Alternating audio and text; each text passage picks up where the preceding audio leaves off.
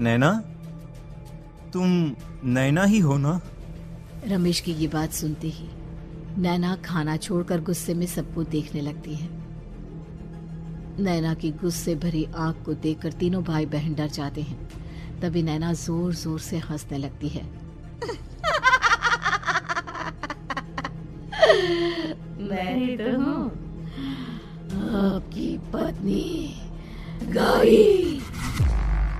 गौरी का नाम सुनते ही रमेश के होश उड़ जाते हैं। आखिर कौन है ये गौरी? क्या है इस घर और घर वालों का राज?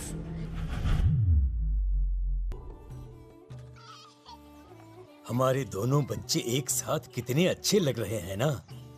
हाँ, कितने अच्छे दोस्त हैं दोनों।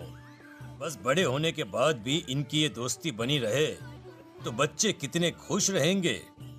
मैं क्या सोच रहा था कि क्यों ना हम अपनी दोस्ती को रिश्तेदारी में बदल दें। मैं अपने बेटे रमेश की शादी तेरी बेटी गौरी से करना चाहता हूँ।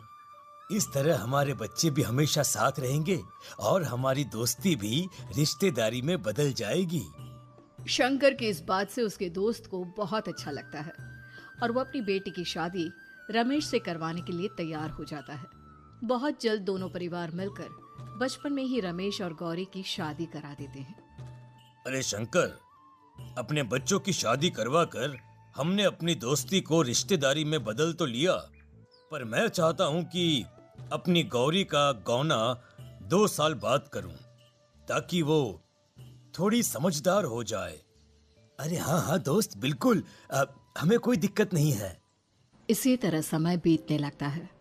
समय के साथ शंकर का कारोबार तरक्की पकड़ लेता है और 2 साल बाद शंकर अपने पूरे परिवार के साथ शहर में शिफ्ट होने की तैयारी कर लेता है। जब यह खबर उसके दोस्त को पता चलती है तो वो शंकर से बात करने उसके घर जाता है।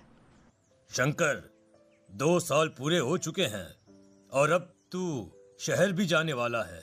मैं सोच रहा था कि तेरे शहर जाने से पहले गौरी का गौना कर दूं ताकि तू अपनी बहू को अपने साथ लेकर जा सके। ये तू कैसी बातें कर रहा है? रिश्तेदारी बराबरी वालों से होती है और वैसे भी अब मेरा बेटा या मेरा परिवार कोई भी इस रिश्ते को नहीं मानता। ये तू कैसी बातें कर रहा है दोस्त? जब हमने अपने बच्चों की शादी करवाई थी तब हम दोनों ही एक बराबर थे। पिछले 2 साल में तेरा कारोबार थोड़ा सा अच्छा क्या चल गया तो पुराने रिश्ते ही तोड़ देगा। देख भाई, ऐसा मत कर। अगर तूने मेरी बेटी को अपनी बहू के रूप में नहीं अपनाया तो कोई भी मेरी बच्ची से शादी नहीं करेगा। अरे उसकी जिंदगी बर्बाद हो जाएगी। यार देख, वैसे भी बाल विवाह तो कानून मान्यता नहीं देता, फिर मैं कैसे दे दूं? तू अपनी बेटी के बड़े होने पर उसकी शादी किसी दूसरे लड़के से करवा देना। वैसे भी तब तक ना उसे और ना ही गांव वालों को ये बात याद रहेगी। मेरे बेटे को बख्श दे मेरे भाई। इस तरह से शंकर अपने दोस्त के परिवार और गौरी को गांव वालों के ताने सुनने और जिल्लत से भरी जिंदगी जीने के लिए छोड़ अपने परिवार वालों के साथ शहर चला जाता है।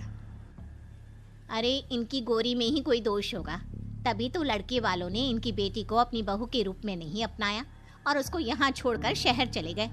अब कौन थामेगा ऐसी लड़की का हाथ? अरे पता नहीं कैसा आदमी है जो गांव वालों के इतने ताने सुनकर भी सर उठाकर गांव में चल रहा है। अरे अगर मेरी बेटी के साथ ऐसा हुआ होता ना तो मैं तो शर्म के मारे मर ही जाता। हाँ, दिन रात लोगों की नजरों में अपने लिए ग्रहण देख और सबके ताने सुन सुन अब गौरी के पिता हिम्मत हारने लगते हैं और एक रात गौरी के माता पिता खुदकुशी कर लेते हैं। ये सदमा गौरी भी सहन नहीं कर पाती और उसकी भी मृत्यु हो जाती है। तुम्हारे परिवार की वजह से हम लोगों ने अपनी इज्जत और जान गंवाई। इसका बदला तो तुम्हें चुकाना पड़ेगा, वो भी अपनी जान देकर। हंसते हुए अब नैना हवा में उड़ने लगती है। नैना अब पूरी तरह से बदल चुकी थी। गौरी की आत्मा उसके शरीर पर हावी हो चुकी थी। उसकी आंखें सफेद, पैर उल्टे, चेहरा काला और बाल बिखर गए थे। अब गौरी अपनी शैतानी शक्तियों से घर के हर कोने को अपने काबू में कर लेती है और सीधी दीवार पर जाकर चिपक जाती है। मुझे अपना बदला चाहिए। बदला बदला लूंगी मैं तुम सबको खत्म कर दूंगी। गौरी इतनी तेज चिल्ला रही होती है कि उसकी आवाज से घर के सारे कांच टूट जाते हैं। सामान इधर उधर गिरने लगता है और ये सब देखकर तीनों भाई बहन के होश उड़ जाते हैं। बचाओ, भागो भागो। उन तीनों को अपनी जान बचाने के लिए यहाँ से वहां भागता देख गौरी जोर जोर से हंसने लगती है। तभी दीपाली घर से बाहर निकलने लगती है, जिसे देख गौरी गुस्से में अपनी शक्तियों से तुरंत घर का दरवाजा बंद कर दीपाली को हवा में उड़ा देती है।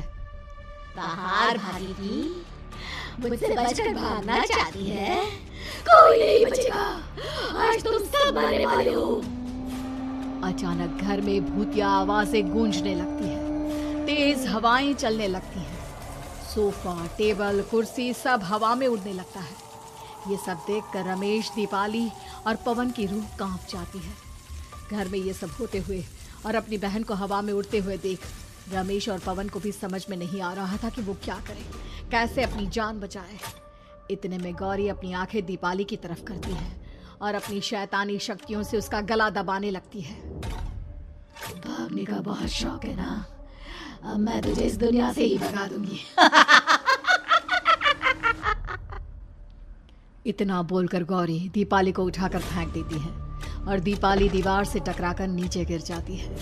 दीपाली के पूरे शरीर में चोट के निशान होते हैं और वो उठ भी नहीं पाती। दोनों भाई भागते हुए अपनी बहन के पास जाते हैं। ये तो बस शुरुआत है, मैं तुम तीनों को तड़पा कर मारूंगी। अरे अरे, पर हमने क्या किया है? हम तीनों भाई बहन तो निर्दोष हैं।